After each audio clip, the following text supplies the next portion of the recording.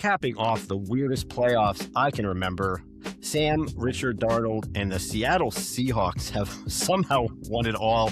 Still feels like a NyQuil-fueled fever dream. The Jets sure know how to draft them, don't they? Or turn them off to somebody else to open like a pickle jar they couldn't open themselves. This is the Forced Fumble. I am D-Pro. I'm joined by JD and Chewbacca. So coming up on the show, we look at the big game, what we got wrong, more specifically what we got right, off-season storylines we're either looking forward to or absolutely dreading. Guys, watching what you watched, watching this weird season that we had, and as Chewbacca said, any team can win, and any team did. That kind of feels like an offbeat year.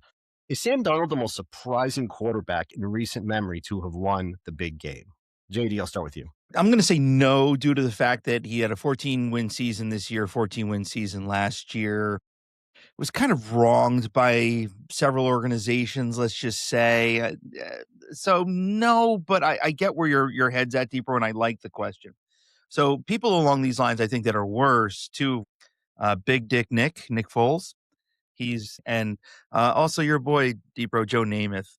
I think is another one who in the year he won the Super Bowl threw more interceptions than touchdowns. I feel that just got hit in the face with a frying pan, like I'm Daffy Duck or something like that. I don't know what to do. Think about it. So if you told me a quarterback won the Super Bowl that threw more interceptions than touchdowns in that year, I would say that's unlikely. But I know there's a lot more to it than that.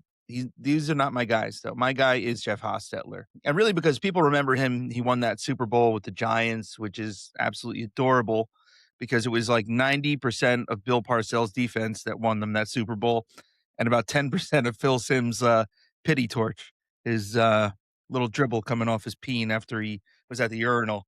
That was still trickling in the background. O.J. Anderson won the MVP, so I wouldn't say the defense at 90%. You're right. Shout out to O.J., the one who didn't kill. But Hostetler, I'll just finish with this on Jeff Hostetler. His passes had the zip of a soggy newspaper. His deep ball accuracy can just best be described as general postal code, and his pocket presence was about as steady as Lizzo on roller skates. So Jeff Hostetler is my guy for the most unlikely QB to win a Super Bowl. So, Jay, before I go to you, Chewbacca, what was the perception, because I don't remember now, these many years later, of Hostetler going into that game? Was it just like career backup, like nobody knew who the hell he was, and all of a sudden he rose to prominence, kind of like a Nick Foles, where he wasn't much of anything until he won the big game? Yeah, so just a middling backup with a noodle arm kind of thing is the perception on Hostetler, to the best of my recollection from many, many moons ago and many drugs ago. I remember that season, like, what are we going to do? Panic mode. But back then I was a Giants fan, and I remember, like, the sky is falling. We just lost Phil Simms a couple of years prior. I got to go with BJ, Brad Johnson, drafted 227th overall, went to the Canadian League, World Football League. I'm pretty sure he was all over. And then all of a sudden he lands on Gruden's team. Everybody thinks Oakland's going to kill the Bucks in that Super Bowl, and all of a sudden, Tampa Bay just beat the crap out of him. It was one of the best Super Bowls I enjoyed because I just love that defense. I mean, you got 4 or 5 Hall of Famers or so on that defense. Brad Johnson, the career he was having, probably got to be, if we're going, most recently Foles, but Brad Johnson if you're going back, and I think Brad Johnson even more surprising than Haas. Yeah, so good picks, guys. I was thinking it more along the lines of just full career arc, right? So the reason I brought up Darnold, well, obviously because he just won the Super Bowl, but every step of the way, he was kind of tossed aside like yesterday's garbage. Like nobody really believed in him. Then in Minnesota, that everybody felt like that was his shot. He goes 14-3. It's a great season, but couldn't win the big one. Absolutely melted in the playoffs, and that wound up costing the Minnesota general manager his job, because then they wound up, dropping him like a bad habit to Seattle.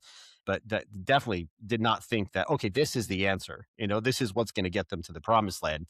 Very, very few people. Darnold, I don't know. He constantly looks like he just remembered he left the stove on. Like he just has this look like he's just almost like a little too calm. But I think his calmness, that stillness of mind is what got him to where he is, because kind of block out the noise and got him a ring. Well, I think he's got maybe a quiet confidence that, maybe the world forgot that he was a 3rd overall pick. Maybe the world forgot that, if it weren't for the Jets, somebody else was gonna take him in the top 7. He was that sought after. He was that, I think, respected. And, you know, I don't think he's shocked that he won a Super Bowl. Let's put it that way. The world might be shocked, and maybe because the world doesn't pay enough attention, but it kind of reminds me like of this thing I've heard lately about it's Snoop Dogg, and he's saying, "And last of all, I want to thank myself. I Me. want to thank myself for always believing in myself." And I bet you Sam Darnold never gave up belief in himself. And although he's been a journeyman, I think he's in Seattle to stay. And who knows? I can't wait to see how many wins he pulls off next year. I will say that I walked into my sister's party, Super Bowl party, and I had like a button down shirt on, and my cousin taps me on the shoulder and she said, "Do you have a goddamn Jets jersey on under that button down shirt?" Could see some of the green, the Kelly green sticking out from under the shirt. I wore the Darnold jersey and I did the big reveal, like as the kickoff Join like you're joining the NWO or something. did. And I thought it would be a funny moment, but it was kind of perceived in a sad way because she said, "Well, what do the Jets have to Who's do? this loser? Why are you shoehorning the Jets into this? This is kind of sad, buddy." And I said, "You're right." And Hey, you can't be mad at Sam Darnold if you're a Jets fan. Well, maybe you can, I guess, a little bit. I oh, mean, not really, a little bit, they, but not. they didn't put a team around him. They didn't put a team around him. And they got shitty no-name Well, the, coaches. the thing is that I was perceived as shoehorning the Jets into the Super Bowl when I was really just showing support for my guy, but it was taken a different way. Kind of Um, like you do on this show. uh, how fucking dare you, JD? How dare you? So we had the questionnaire that we did last week on the show. We did our bold predictions. Let's talk a little bit, guys, about what we got right, what we got wrong. I will say, Chewbacca, I'm very impressed that you nearly got the exact time of the Super Bowl halftime show. Oh, you guys made fun of me. What did I say, 30 So minutes? you guessed 31:47. Actual time, 12 minutes and 49 seconds. Shut the fuck up. It was longer than that. Oh, the show Nailed it. itself, the performance. The performance itself, yes, from like the time that it first started to like the last firework, I was like, wow, Chewbacca was quite a ways off from the actual time. That's I don't know. All funny. I know is I marked all my questionnaires. I took a shit and I made like a plate of food. So, I Perfect, mean, perfect. Chewbacca, I totally forgot to fill out your questionnaire. So this year's winner's got an asterisk next to him because JD didn't fill one out. Yeah. Chewbacca, you were right about a non-quarterback winning MVP. You just thought it would be Yeah. you just thought it would be a Patriot, and you thought it would probably be a defensive player. It was neither of those things. I was feeling great about predicting no turnovers in the game until JD mushed it and texted me saying, "You're looking real good with your no turnovers thing."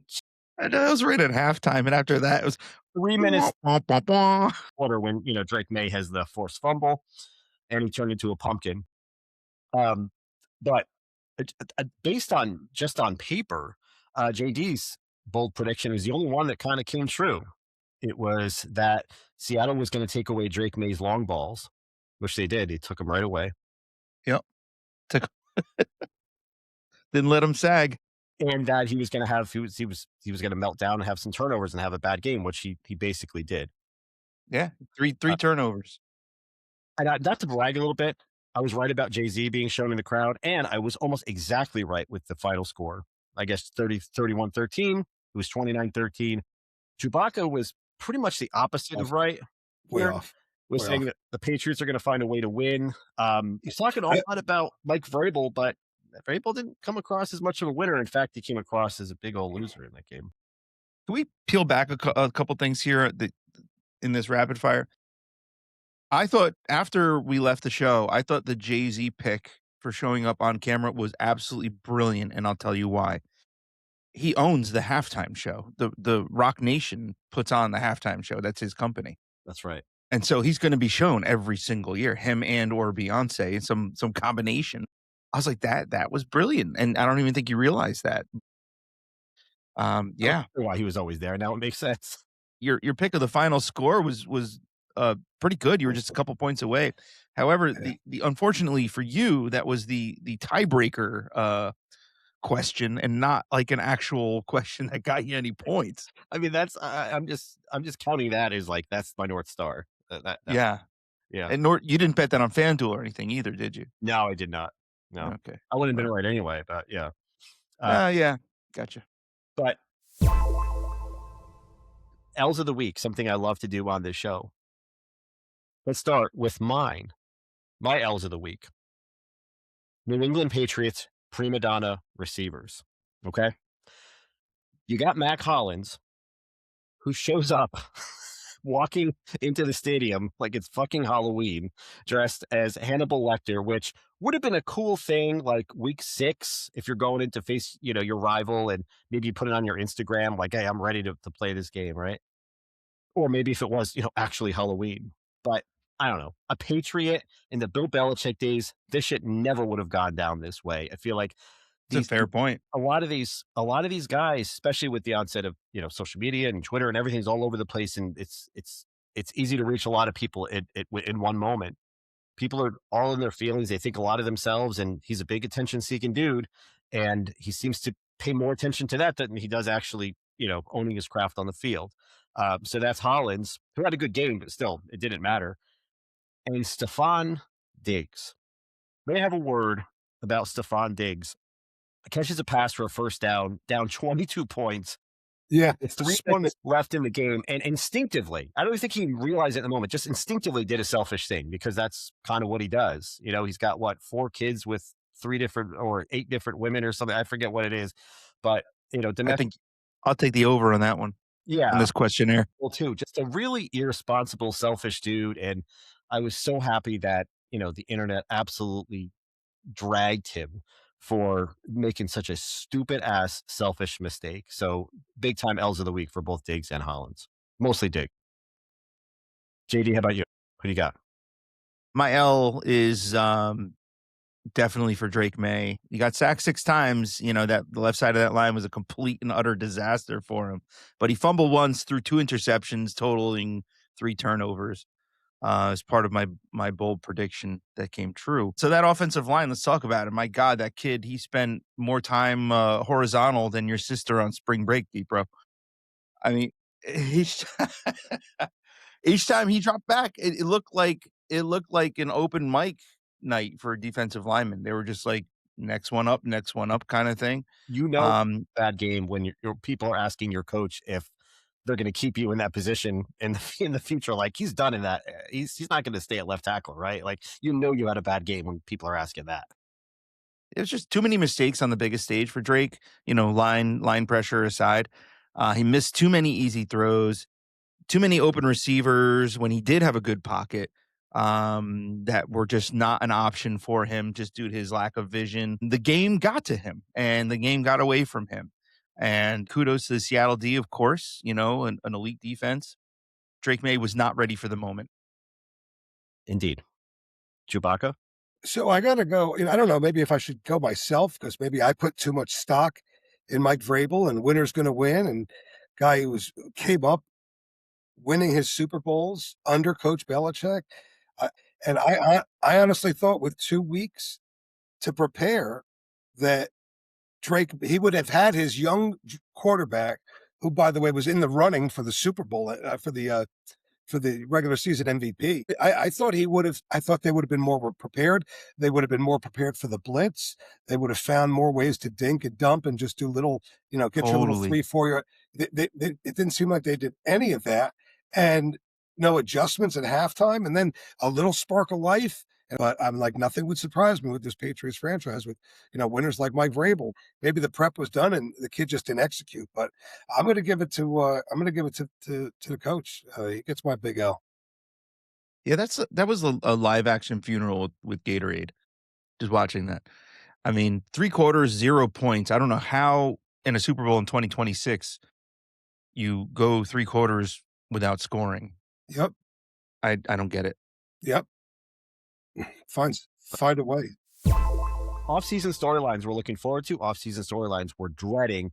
I'll start with off-season storyline I'm looking forward to. Who the hell is going to be the quarterback for the Browns? We got this new coach coming in with Todd Monken, right? I think that could be good for the franchise.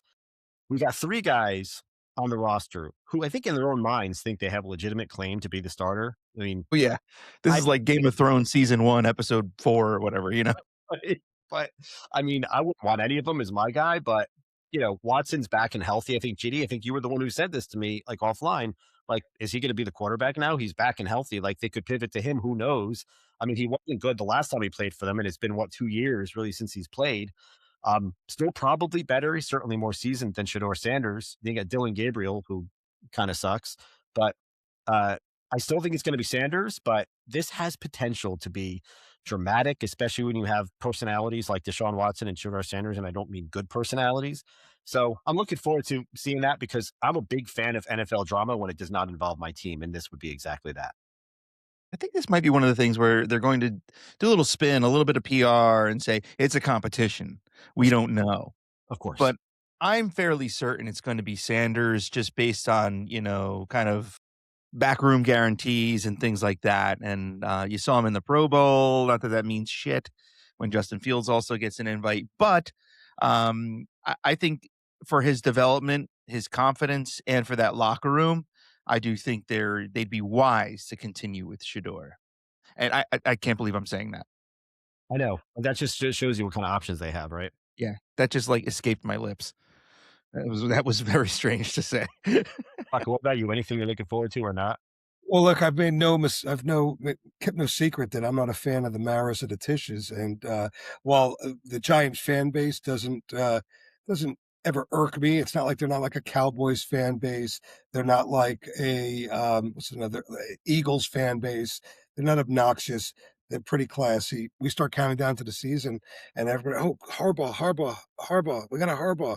Like I think it was good for them to quickly decide to go after him and get him like they did. But this is a guy who never took Lamar Jackson and Derrick Henry to the Super Bowl. Look, you're not getting the second coming of Don Shula. Let's pump the brakes. I mean, the last time the last time a New York fan base was this excited about something that happened in the offseason, your team was getting a 41-year-old quarterback coming off of an injury. So, I mean, Washed, washed this 41 quarter. I just think, what was the Giants' record this year? They were 4 and 5 13, or 4. 4 or 5. So what? Maybe they'll go to 8 and 9 next year. And yeah, there was an available Super Bowl winning head coach who consistently makes the playoffs available. They did the right thing. They went and got him because Lord knows neither franchise locally has had a big name coach in years that either of their teams. So it's a good thing they went and got him, but you're not automatically going to be in the playoffs next year because Jaden Daniels is coming off an off season. The Cowboys, and you're going to go duke it out with the Eagles just because you got John Harbaugh. It's not going to happen.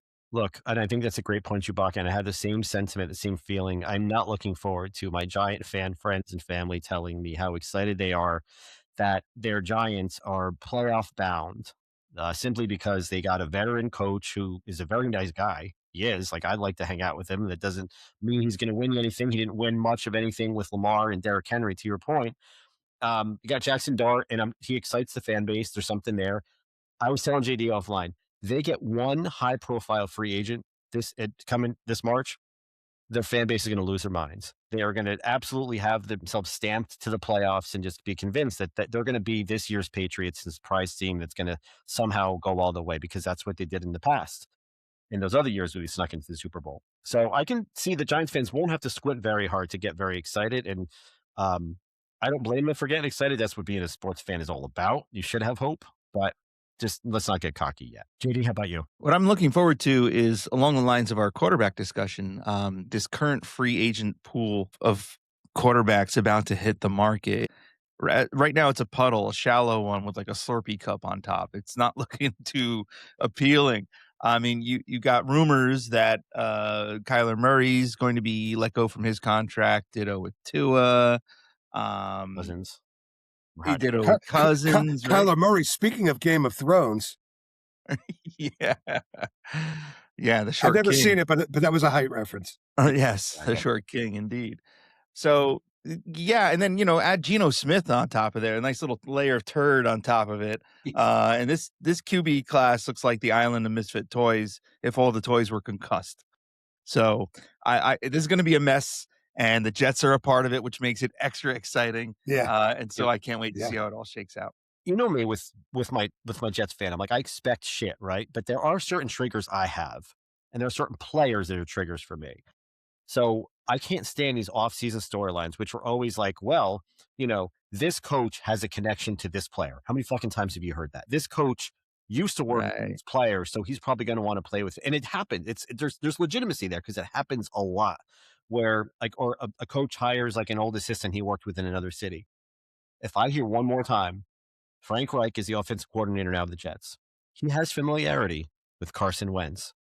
Don't you put that on me. Do not put that on me. Anybody but Carson Wentz. Like, I would take Jacoby Brissett, fine, as a bridge quarterback. Do not Not bring gonna him get him. to the circus that is New York. Please do not do that. I do not want Carson Wentz here. If for his own sake, I don't want him part of the circus. Brissett is still under contract with the Cardinals and has a nice little connection with Trey McBride. He is their starter next year. Mark my word. Not if Aaron Glenn has anything to say about it. Oh man. Yeah. So it's gonna be a mess, and I'm here for it. That whole QB carousel. And I just can't wait for one GM to be like, well, maybe Ryan Tannehill's got one more year left in the tank. You know what I mean? Like, those conversations are happening. And I love it. Derek Carr. Yeah, that's Oh, going to be Derek Carr's name was tossed around today. I'm like, Philip Rivers comes out of retirement, and now they're gonna dust off everybody else. I mean, it's So There are also good. the guys that can play quarterback well in this country. There really are.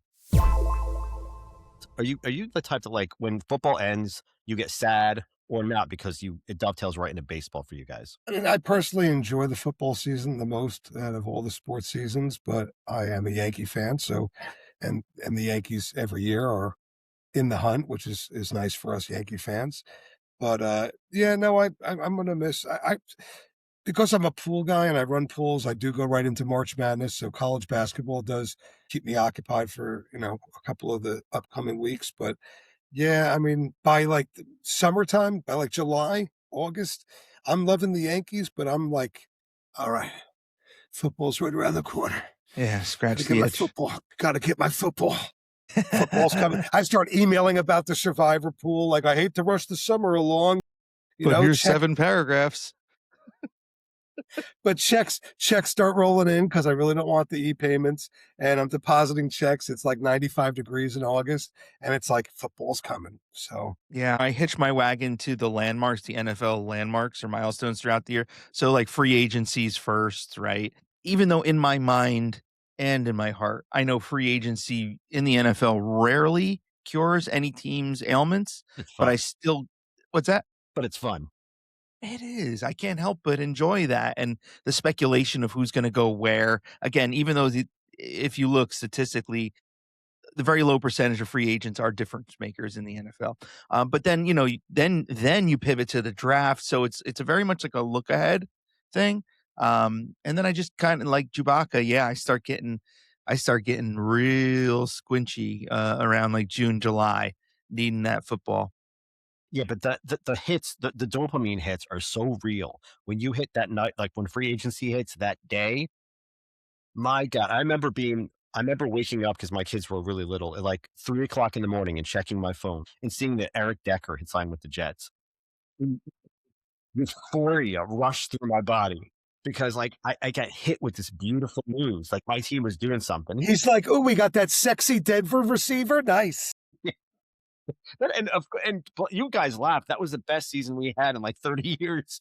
That Uh, 2015 season with Decker and Marshall and Fitzpatrick, it was magical. And then that was fun. I'm a big sucker for the draft. Like Chewbacca, you said the Super Bowl is like your favorite day. Draft day night one is my favorite night of the year. Why?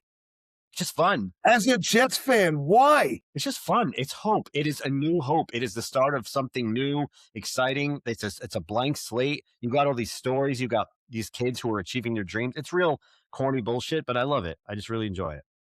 Depro's like, fool me three dozen times. Shame on you. Fool me 3 dozen and 1.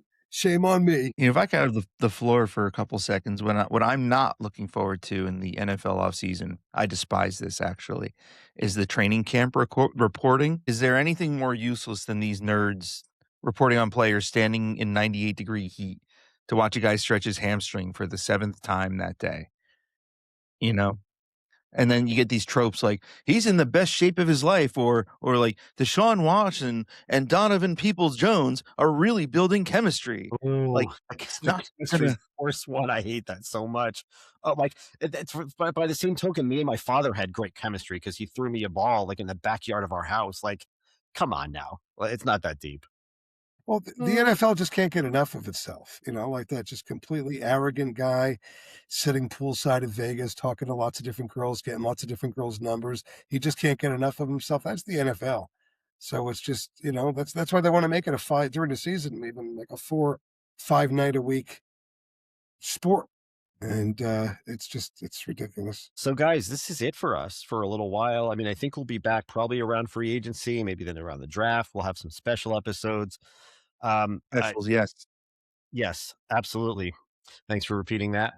And Well, the NFL and its cast of characters, you never know when somebody's going to get shot, like some guy just got shot in the ankle, but he's going to be all right. They didn't talk anything on the radio about the person who shot him. What are you doing? They didn't talk. it's got real dark all of a sudden. Like people are dying, getting killed now. Well, I mean, look, again, the NFL and its cast of characters, they could have us, rear our ugly faces, in 2 weeks. Who knows? But yes, I would love to come back and do special. It helps. It helps the process. It helps fill the void in our hearts that the NFL has left. And I would love to hear from our people the types of shows they want to hear. Maybe a free agent special, maybe a draft special, anything else, preseason kind of thing. Please give us that feedback and follow us. Please do, guys. Forced Fumble Podcast.